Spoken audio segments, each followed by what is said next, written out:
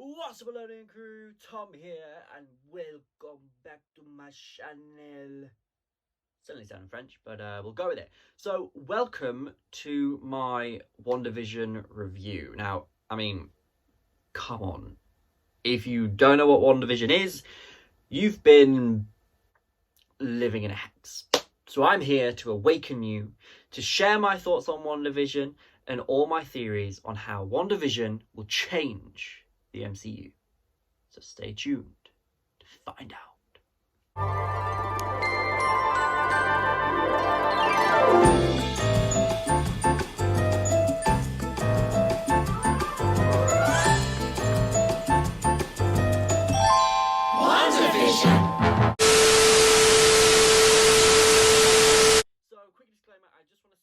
This video will contain spoilers from episodes 1 through to 8, but it will not contain spoilers for the very recent finale because I've literally just watched it and I don't want to ruin it for anyone that hasn't seen it. So yeah, episodes 1 to 8 will be spoiled, whereas episode 9, don't worry, we won't go into too much detail about the ins and outs of that episode. But please enjoy anyway. Just want to point out, if you wonder why I keep looking to my left, it's because on my left I have my laptop. My laptop is containing all my notes from the last few episodes of WandaVision, and it's a lot. So I'm gonna be like here a lot, like that. But you'll still get the gist, okay? You'll get the gist. Lush. Now, over the last 7 weeks, we have all been thoroughly thrilled and entertained by the first item in Marvel's Phase 4 and the first installment into the multiverse saga, or as everyone's calling it. Personally, myself, each and every week with every new episode, I always ended the episode looking like this. Yeah, that was my actual reaction to the end of episode 8 with Agatha, when, you know, she has the kids on the leashes at the end of episode 8. That is literally my reaction to it. Like me just sat there like, yeah. And here is actually some photos from my reaction to the finale. They'll just keep popping up here while I talk. But that's my legit reaction. Thank you, Rhiannon, for screenshotting. It means a lot to me. Thank you. But these are my reactions to the final episode. So if you want to know what I thought, that is that. So I want to first talk about not WandaVision directly, but Marvel specifically, because I want to talk about how Marvel has made sort of this new direction into television, but by doing it in a way that allows for a very communal feel. Because with each and every episode, you know, I was talking to people on Twitter, I was messaging my friends, and, you know, having theory offs, and this show has been revolutionary, you know, in a way that expands Marvel in new depths, and also the way all of its fans were like a family. And, you know, I always feel whenever I watch a Marvel film at the cinema that, you know, I can just turn to the random person that sat next to me and talk about Marvel with no judgment. Oh, friend! You know, I remember when I was about 9, I think I was 9 when the first Avengers came out. I went to see the first Avengers with my mum, and we sat down, and this mother and her child sat next to me. The child sat next to me and his mum next to him, and we talked throughout the entire movie about Marvel. We didn't stop. We're watching the film like, oh my god, that's Loki. Oh my god, that's the Tesseract. Oh my god, this is this. Oh my god, this is that. And we didn't stop. Obviously, we did it quietly. We weren't the loud ones in the cinema, but we were literally... we didn't stop talking. So I want to say well done to Marvel and everyone that worked on WandaVision for giving me that same experience from my home, you know, and that I hope that it can continue with every other Disney Plus show that's up and coming. So moving on from that, let's talk about the first half of the show, so episodes 1 through 4. We were obviously given the first 2 episodes at once, and then they're obviously released weekly after that. Do I think this was a good move for Marvel? Yes, Do I think every Marvel fan enjoyed it? No. Did I enjoy it? Yes, massively. You know, each week, WandaVision was always trending on Twitter. Even not on Fridays. Literally, it was trending on like a Tuesday at one point for no reason. Just like Agatha Harkness was trending, or Ralph was trending. You know, all of these different theories were trending, and that just goes to show the reach that this show had worldwide for it to be trending that often. Talking about theories, though, the amount of theories that were ranging from like Mephisto to being the main villain, to Hayward being Ultron, and that Doctor Strange, you know, like it's just been like Doctor Strange has been like the talk of the town. Westview. I'm never doing that again.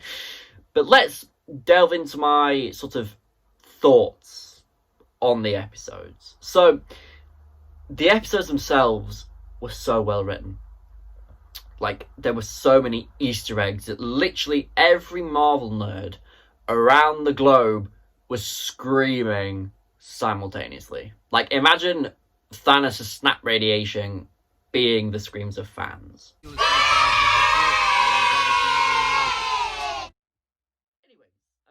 the first 4 episodes were extremely incisive to what the fuck is going on. I mean, okay. Like, we were given 2 episodes to start off with, which inevitably left me wanting more. However, after seeing the first 3 episodes, I do think that they should have been released together. I feel like that was the better move that Marvel should have taken. However, it made it so much more worth watching episode 4, because that is personally one of my favourite episodes of this season, of this show. I can't even say season because we don't know if there's going to be more of this show, because it's just so cool to see the sitcoms, then real life, then sitcoms, then real life. It really, really, really was just so cool to watch. The acting across the board was phenomenal. You know, Catherine Hahn, Paul Bettany, even the kids were amazing. They just amazing.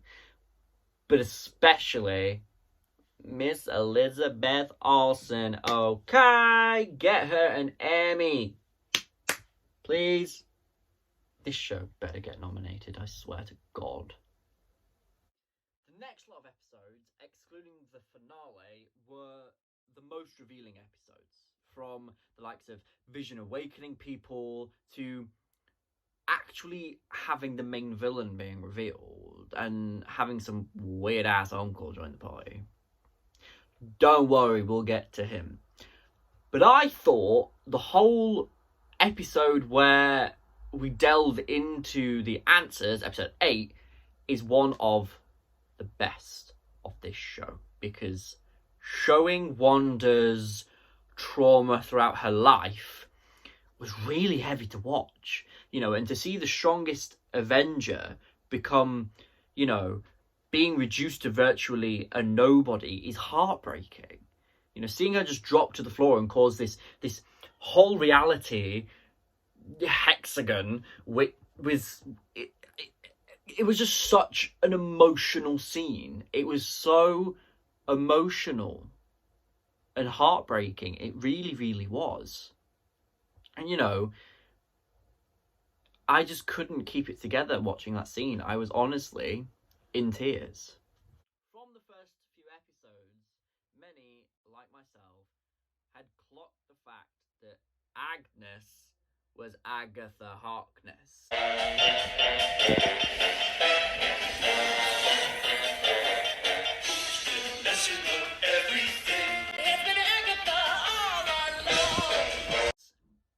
This was to the producers' downfall, because there was no shock when we found out. It was more of a, I knew it.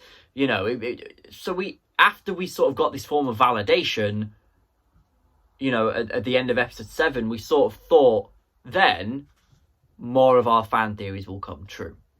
to our demise, none came true. Like Mephisto or a huge super secret cameo from Ian McKellen, none of that happened. You know, and which, you know, in the final episode left a lot of fans unsatisfied. But I wasn't one of those fans. I felt very satisfied from this finale. So let's talk the finale. So I am actually making this video about an hour after watching the finale. So I'm not giving you a breakdown of the episode. I'm not going to do any of that because I haven't had my rewatch yet. I haven't watched it 3 times yet. Literally, I watch every episode 3 times. So I haven't done that yet. So please, please, please bear with me as I try and remember segments or whatever.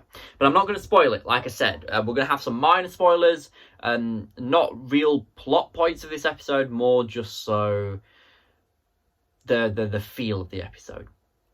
So of course we knew that we were going to get a full-on battle. Like, that isn't a spoiler, that is just fact, and that is what we got.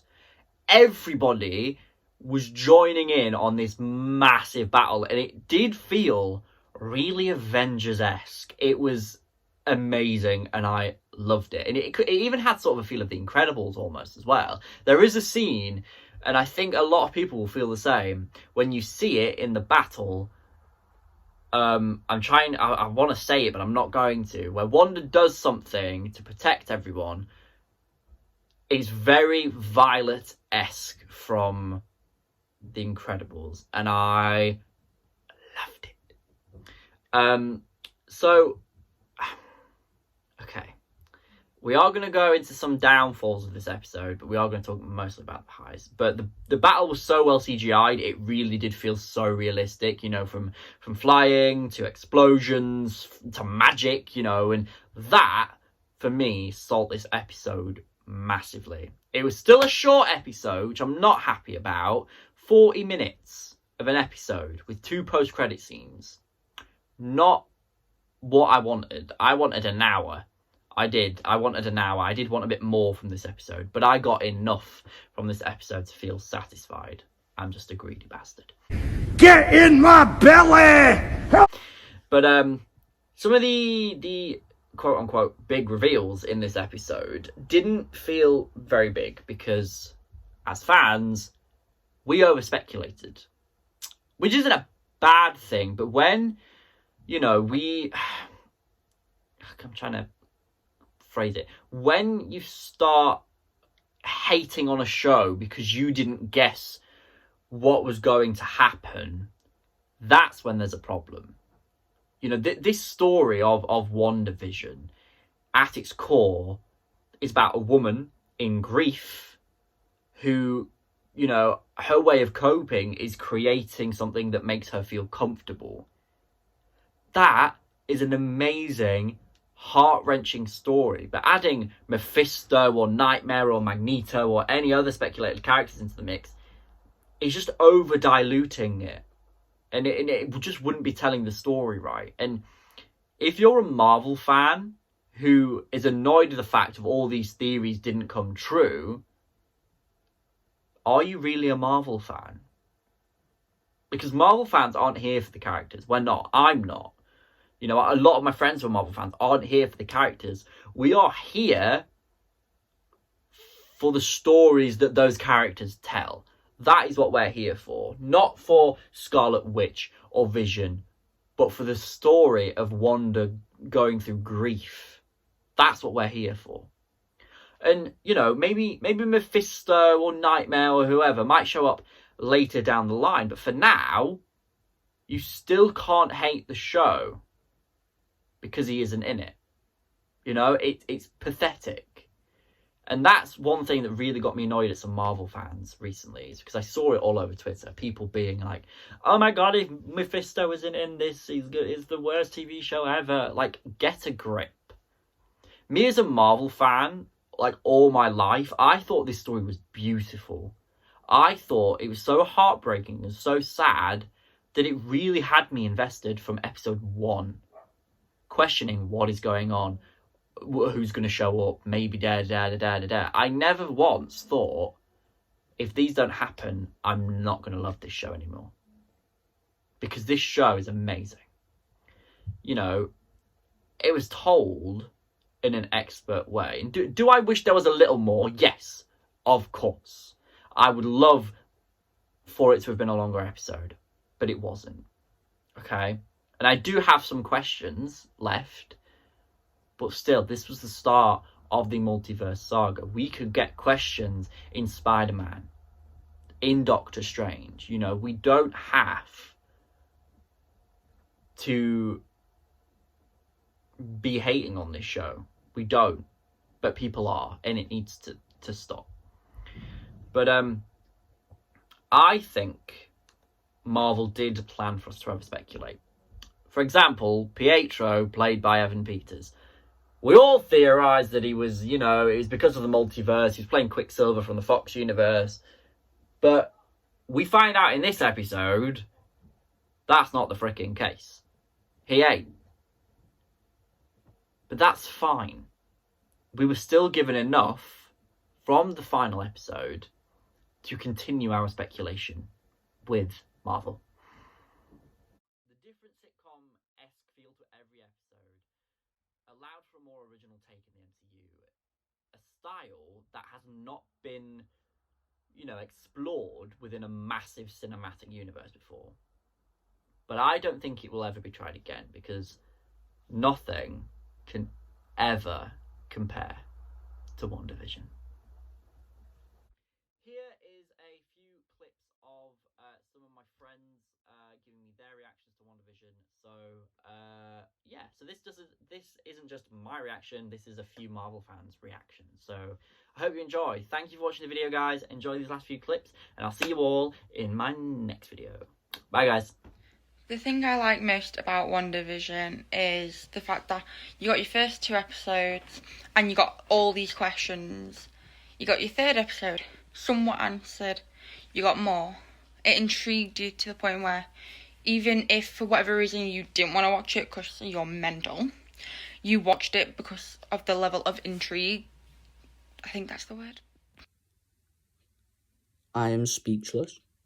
I am lost for words. WandaVision is so good. And it's going to be so good for the future of the MCU. The reason why I love WandaVision is just the fact that Marvel has given this amazing character, Wanda, an actual TV show and a chance for us as an audience to understand her power and to sympathise with her a lot more. And it just opens so many new avenues now for Phase 4 of Marvel. And it's heartwarming. And it's about family, and that's why I love WandaVision.